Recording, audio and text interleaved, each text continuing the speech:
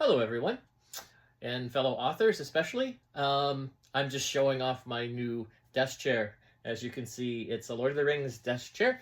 My precious, um, the script in Elvish or in the language of Mordor.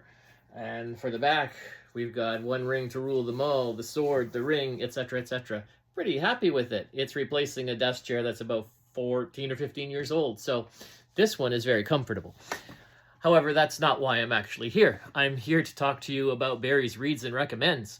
Thought it was time for a little update since I've finished reading the 3 books that I had tackled, and I'm still reading a few others that I'd mentioned, and I'll give you an update on those.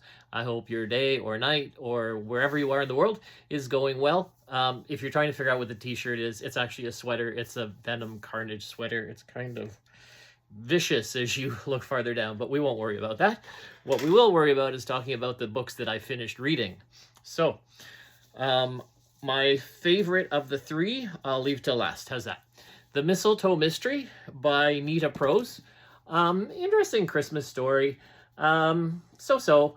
Kind of figured out what was happening before halfway through. At least my guess was correct by the time I got to the end. So, it's just a fun little read, but maybe 7, 8 out of 10. I don't know. Depends on your favorite genre and what you like. It is definitely a short little book and kind of romancy-ish with mystery. So if that's kind of your deal, go for it. She, I believe, wrote a book that was really well done and got a lot of positive reviews and I think some awards. Was The Maid, and then that came before this one. So at any rate, that's my take on that one. Anita Hughes, Christmas in Paris, I think I mentioned before. I'm not sure if I had finished it last time, but it's a fun romance to read. If you like romance in Paris, by all means, it's a tied into Christmas too. So the characters are just endearing and kind of fun as you go along. A little bit of drama, a little bit of romance, a little bit of confusion. It's all good. And so I would, recommend Anita Hughes, Christmas in Paris for sure. And then of those 3, my favorite, Everyone This Christmas Has a Secret. I believe the author's Australian, Benjamin Stevenson. He's written a few other books, including one called, which I need to get and read, Everyone in My Family Has Killed Someone. So in this book, you've got the magician, the assistant, the executive, the hypnotist, the identical twin, the counselor, the stagehand. And unlike the other 2 I mentioned, I could not figure out who had committed the crime till the very, very end when it was revealed. So that's a really good sign, right? Everyone this Christmas is a suspect, and everyone this Christmas has a secret, and everyone this Christmas is a secret Santa. So that ties into the whole story. You've got these fun little calendars along the way. It's a short read, but it was very enjoyable and just made you want to keep going to try to figure out what is going to happen next. As I said, I need to get his other books that he wrote, which sound also very fascinating. And Everyone in My Family Has Killed Someone, and everyone on this train is a suspect. The hero, main character, is kind of a homegrown detective. Detective by default, by accident, whatever. Again, highly recommend Everyone This Christmas Has a Secret. Benjamin Stevenson, if you're listening, kudos to you. It's a fantastic book, and it was just a fun, enjoyable read. Thank you. And then what I'm still reading is, which I mentioned before, The Rise of Neptune by Scott Rentgen. Sorry, Scott, if I pronounced that wrong. This is a sequel to The Last Dragon on Mars, which we had bought our oldest grandson, who's 11, because he loves dragons. We bought him the first book for Christmas, and then this sequel came out this year, so we got him that, and he zipped through it and then said, "Grandpa, you got to read this one." And again, it's really good. I'm enjoying it just like the previous one.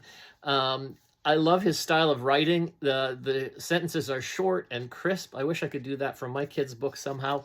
Maybe pick up some hints and some good clues from Scott here on how to write a kid's book. But my grandson zipped through it in no time. As typical for me, I'm doing chapters at a time, so it's taking me a little longer. But this one does keep your attention. So if you have middle grade readers, or you're an adult who loves reading about dragons in kids' books, both The Last Dragon on Mars and The Rise of Reptune are for you. Scott, thank you for a great story, book 2. I hope there's a book 3 coming, because my grandson wants to find out and is anxious about that. Thanks again, Scott. And then, as usual, I read one of Brene Brown's, or a book on leadership. This time it's Brene Brown's Strong Ground. Very good, very thorough, lots of helpful things around self-awareness, and can't even do a chapter at a time.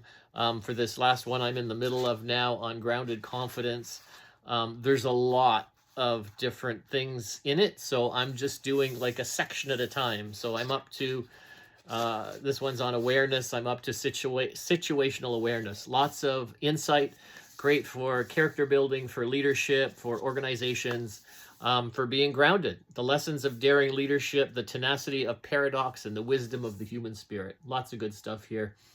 Thanks again, Brene. She's written some wonderful stuff. It's always excellent, and happy to be able to read through this one.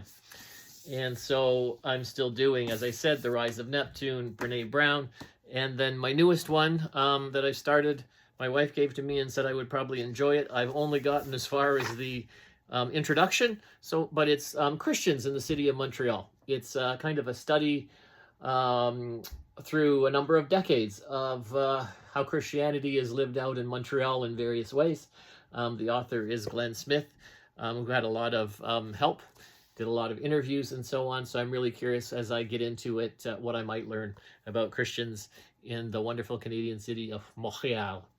And that's my spiel today for Barry's Reads and Recommends, what I have read, what I'm currently reading, and what I'm about to read. Well, the last one, I guess I've started, Christians in Montreal. But I hope you enjoyed my little talk, and maybe you'll look up some of these books for yourself. And to the authors of them, thank you for taking the time to write them. If you happen to see this, that would be great. For those who are listening, please hit the subscribe button so you can stay in tune with the Reads and Recommends, which I do probably once or twice a month, depending on how fast my reading is going. Take care, everybody, and we will see you next time on Barry's Reads and Recommends.